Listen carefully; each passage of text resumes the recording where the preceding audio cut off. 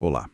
Hoje a gente mergulha num material que, olha, à primeira vista parece ser sobre música antiga, Parece, né? mas que acaba falando sobre vocação, sobre excelência e até, sei lá, sobre o uso de um software de projeção na igreja. É uma viagem e tanto. Temos aqui um texto de Yuri André de Castro chamado A Vocação do Artista.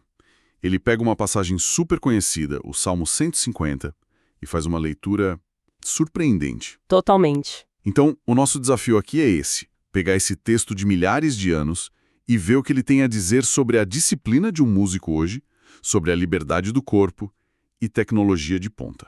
E o que a gente tem em mãos é um belo exercício de hermenêutica, que é essa arte, de interpretar textos. Certo. O autor não está lendo o Salmo 150 como um poema e só. Ele trata como um mapa. Um mapa? Sim. Esse salmo é o grande final do livro dos Salmos e o autor usa ele como uma estrutura para construir um argumento. Ele basicamente transforma uma lista de instrumentos de 3.000 anos atrás num manifesto para o artista de hoje. E ele já começa com uma imagem muito forte. Uma história sobre o violinista Niccolò Paganini. Ah, essa história é ótima. A cena é clássica. Ele está num concerto, as cordas do violino, uma a uma, arrebentam. Sobra só uma, E mesmo assim ele termina. de forma genial. E no final ele declara para o público: Paganini e uma corda. É o auge do virtuosismo, do ego, né? O auge. Só que o autor do texto pega essa imagem e... Vira de cabeça para baixo. Exatamente. Ele propõe uma inversão completa. Em vez de Paganini e uma corda, a declaração do artista de fé deveria ser Deus e o meu dom. A habilidade, o instrumento, tudo isso é uma corda. Mas o sujeito da frase muda. O foco sai do eu. É uma mudança de paradigma que serve de base para tudo que vem depois. Certo. Então, com essa base estabelecida, a análise começa pelos instrumentos mais, digamos, clássicos que o Salmo cita: a trombeta, o saltério e a harpa. Isso. O que o autor do texto extrai de tão importante da simples menção a esses instrumentos? Então, ele argumenta que a menção não é acidental, nem meramente poética. É um indicativo de um padrão. Trombeta, saltério, harpa. Assim, não eram instrumentos simples de tocar. Exigiam estudo, técnica, Habilidade mesmo. muita habilidade. E, a partir daí, ele constrói o primeiro pilar da vocação do artista. A excelência técnica não é opcional. Ela é parte fundamental da adoração. A ideia é oferecer o melhor. E melhor implica maestria. Isso é interessante porque muitas vezes existe uma tensão entre o técnico e o espiritual, né? Total. Parece que o texto está dizendo que não só não há conflito, como a técnica é uma forma de espiritualidade. É essa a ideia? Precisamente. O texto resgata as figuras dos músicos levitas do Antigo Testamento. Asaf, Eman. Certo. Eles não eram amadores bem intencionados, sabe? As escrituras os descrevem como mestres, peritos. Ah, A palavra hebraica para perito aqui é bin, que carrega a ideia de entendimento, discernimento, uma habilidade profunda. então eles eram profissionais. Eram profissionais dedicados. Isso redefine completamente o ato de ensaiar, de estudar teoria musical. Deixa de ser uma atividade secular, sabe? Quase uma distração. E se torna uma disciplina espiritual. É a preparação da oferta. Entendi. Mas essa ideia de excelência técnica pode criar uma barreira, não? E se o músico é sincero, mas ainda é iniciante? Essa visão não desvaloriza uma adoração mais simples? Essa é uma pergunta crucial. E o texto aborda essa nuance. A questão não é um padrão de performance de conservatório. É sobre atitude, dedicação. O esforço, então. Isso. A oferta exigida é o seu melhor. Para o iniciante, o melhor pode ser tocar 2 acordes de forma limpa, no tempo, depois de ter ensaiado com afinco. Faz sentido. Para o profissional, o melhor é outra coisa. Mas o princípio é o mesmo. A recusa da mediocridade, do improviso negligente. A excelência é relativa à capacidade, mas o esforço é absoluto. Faz todo sentido. E para ilustrar isso, o texto traz uma analogia que eu achei ótima, a do arquiteto. Sim, é uma analogia muito poderosa. Um arquiteto cristão projetando um templo. Ele não diria, Bom, vou fazer um esboço aqui e orar para a estrutura não cair. Seria um absurdo. Absurdo. Ele usaria o melhor do seu conhecimento de engenharia, de física, de matemática. Ele consagraria seu conhecimento técnico. E o músico deveria ter a mesma postura. Exatamente. O conhecimento de harmonia, ritmo, a destreza no instrumento, tudo isso são os cálculos de engenharia da adoração. Oferecer algo mal preparado seria um descaso. E como fica a questão da inspiração divina, da unção, nesse cenário tão focado em disciplina? Uma coisa não anula a outra. Pelo contrário. Uma potencializa a outra. Ah, é? O texto defende que a inspiração não substitui o preparo, mas flui através do preparo. Entendi. A inspiração não vai milagrosamente afinar sua guitarra ou te fazer lembrar dos acordes que você não estudou.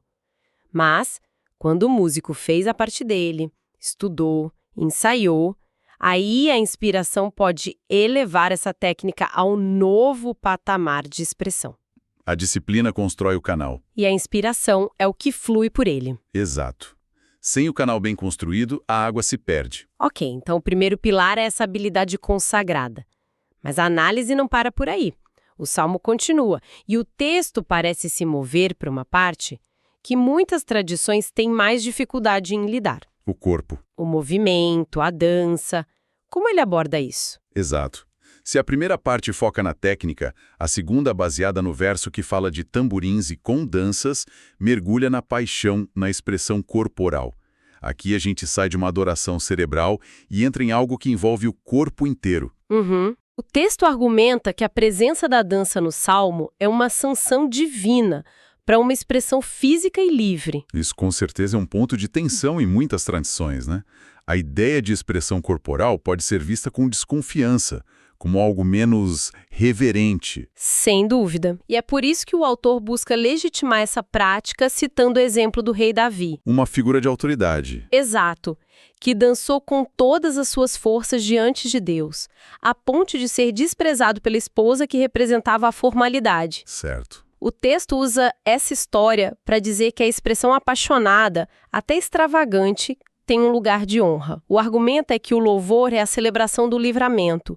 A fonte até cita o Salmo 30, que diz: "Transformaste o meu pranto em dança". Então a expressão corporal não é algo forçado, uma performance, mas uma consequência quase inevitável de um estado interior de gratidão. Exatamente. É o transbordamento. E a história que o texto conta para ilustrar isso é fantástica. Conta aí. É sobre um missionário num culto de avivamento na Coreia do Sul. Ele percebe um contraste. Durante o sermão, a congregação está em silêncio absoluto, séria, concentrada. Focada. Mas, assim que a música começa, o ambiente se transforma. As pessoas se levantam, erguem as mãos, choram, se movem com uma intensidade impressionante. E ele pergunta o porquê dessa diferença, certo? Sim, ele fica intrigado e pergunta a um líder local. E a resposta é a chave de tudo. Ele diz: "É simples. O sermão toca a mente, mas o louvor toca a alma. Nossa. E quando a alma se encontra com o seu Redentor, o corpo não consegue ficar parado. Ele se move em adoração." Uau, que frase. Essa frase resume o segundo pilar. Desafia diretamente as tradições que valorizam a imobilidade. A ideia é que um coração que arde de gratidão não produz um corpo estático. E o texto sugere que isso é algo a ser encorajado ativamente, principalmente pela liderança. Sim. A implicação prática é que os líderes, os músicos, não deveriam ter medo de demonstrar essa paixão de forma visível, de serem exemplos. A ideia é que essa paixão santa, como o texto chama, é contagiante. Perfeito. Já cobrimos a técnica e a paixão. E aí o texto chega nos símbolos, que parecem ser o grande finale da lista de instrumentos. Como o autor usa isso para dar um salto para o século XXI e falar de tecnologia? Essa é a parte mais engenhosa da análise, na minha opinião. O verso diz: "Louvai-o com símbolos sonoros, louvai-o com símbolos retumbantes." Que parece só uma repetição, né? Parece. Mas o autor mergulha na possível distinção técnica. Os símbolos sonoros seriam os menores, de som mais claro e definido. Já os símbolos retumbantes seriam os pratos maiores, de impacto que produzem um som estrondoso. E é essa dualidade, clareza e poder, que ele usa como ponte. E como essa distinção se traduz para o nosso mundo de mesas de som digitais e telões de LED? A proposta é que essa dupla exigência se aplica diretamente ao uso da tecnologia hoje. Os símbolos sonoros representam a busca pela clareza. A inteligibilidade. Isso. Numa mixagem de som, significa que cada voz, cada instrumento deve ser ouvido de forma distinta. A letra precisa ser compreendida, a projeção legível. Certo. E os retumbantes? Os símbolos retumbantes representam o poder, o impacto. É usar a energia e o volume de forma intencional para criar uma atmosfera, para mover as pessoas. Então, os equipamentos modernos são os símbolos do século XXI. Mas essa ideia de redimir a tecnologia é poderosa. Historicamente, sempre houve uma desconfiança com o novo no ambiente religioso, né? Com certeza! O rádio, a TV, a guitarra elétrica. Exato. E o texto antecipa essa objeção usando o exemplo clássico de Billy Graham. Nas décadas de 40, 50, muitos líderes viam essas mídias como ferramentas do diabo. Mundanas? Sim. E Billy Graham teve uma visão diferente. Ele entendeu que a tecnologia é um instrumento neutro. Um microfone pode amplificar uma blasfêmia ou uma mensagem de esperança. A ferramenta em si não tem moralidade. O que importa é a intenção por trás do uso. Perfeito. Então, o técnico de som, o operador de slides, pela lógica do texto, o trabalho deles se torna tão espiritual quanto o do músico que está no palco. Absolutamente. A excelência técnica na operação desses equipamentos se torna ela mesma um ato de adoração. Nossa. Passar o slide na hora errada, uma microfonia. Tudo isso, na visão do texto, prejudica a mensagem. É como tocar uma harpa desafinada. E, para reforçar, ele cita o apóstolo Paulo, que fala da importância dos instrumentos darem sons distintos. Certo. Se a trombeta não soar como trompeta. Como o soldado vai saber que é hora de batalhar? A clareza é fundamental. A tecnologia deve servir a mensagem, e não o contrário. O ciclo se fecha. O ciclo se fecha. Tudo volta para a consagração da habilidade. Uau. Então, recapitulando, o que a gente viu foi uma jornada que começou com um violinista do século XIX e nos levou a discutir a disciplina de um levita, a dança de um rei e a mesa de som de uma igreja moderna. Tudo isso a partir de uns poucos versos. Exato. O argumento central é que a vocação do artista na fé se sustenta numa tríade. Primeiro, a habilidade consagrada, a busca pela excelência representada pela harpa. Depois, a expressão livre e apaixonada, que envolve todo o ser, simbolizada pela dança.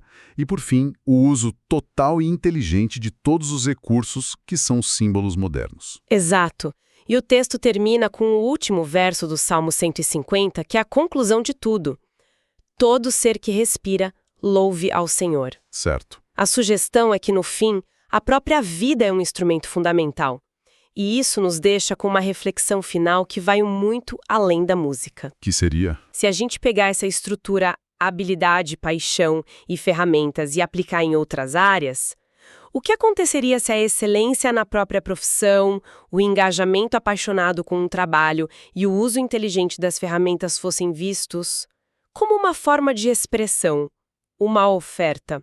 É uma pergunta provocadora. Sim. Como essa perspectiva poderia transformar a maneira como um médico encara um diagnóstico, como um programador escreve um código, ou um professor prepara uma aula? O que significa no seu dia a dia, na sua rotina, transformar o seu trabalho, a sua vocação, em um símbolo retumbante? Essa talvez seja a grande questão que o texto nos deixa para ponderar.